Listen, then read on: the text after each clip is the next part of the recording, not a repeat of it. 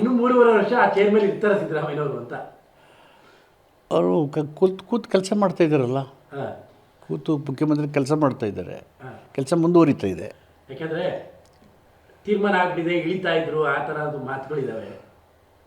ಅದು ಹೈಕಮಾಂಡ್ಗೆ ಅಷ್ಟೇ ಗೊತ್ತು, ನನಗೆ ಅಥವಾ ಇನ್ಯಾರಿಗೂ ಗೊತ್ತಿಲ್ಲ. ಹಾಂ, ಹೈಕಮಾಂಡು ಎಲ್ಲಕ್ಕೂ ಅದೇ ಶ್ರೇಷ್ಠ ಅಲ್ವಾ ಪಕ್ಷಕ್ಕೆ. ಹಾಂ. ಸೊ ಅವ್ರಿಗೆ ಗೊತ್ತಿರ್ತದೆ, ಅವರು ಏನು ಮಾಡ್ತಾರೆ ಅದೇ ಅಂತಿಮ. ಅಲ್ಲ, ಭದ್ರಾಗಿದೆಯಾ ಯಾರು ಸಿದ್ದರಾಮಯ್ಯನವರು? ಭದ್ರವಾಗಿದ್ದಾರೆ. ಹೈಕಮಾಂಡು ಹೇಳಿದ್ರಿಂದಲೂ ಸಿದ್ದರಾಮಯ್ಯ ಮುಖ್ಯಮಂತ್ರಿಯಾಗಿ ಕೂತಿರೋದು. ಹಾಂ, ಈಗ ಹೈಕಮಾಂಡ್ ಹೇಳಿದ ಮೇಲೆ ಹೈಕಮಾಂಡ್ ಆದೇಶ ಏನು ಬರ್ತದೆ ಪಾಲನೆ ಮಾಡಬೇಕು, ಮಾಡ್ತಾಯಿದ್ದಾರೆ. ಅಲ್ಲ ಅದೇ ಇನ್ನೂ 3 ವರ್ಷ ಭದ್ರವಾಗಿರ್ತಾರ ಅಂತ.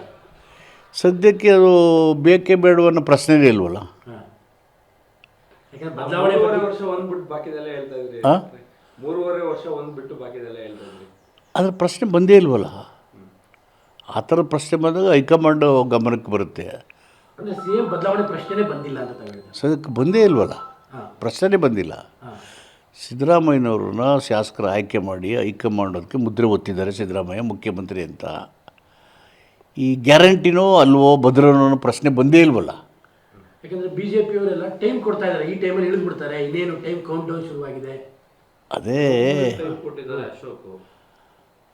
ಆನೆ ಹೋಗ್ತಾ ಇತ್ತು, ನರಿ ನೋಡ್ತಾ ಇತ್ತು ಕೆಳಗಡೆ, ಆನೆದು ಬಿಡಲಿಲ್ಲ, ನರಿ ತಿನ್ನಲಿಲ್ಲ.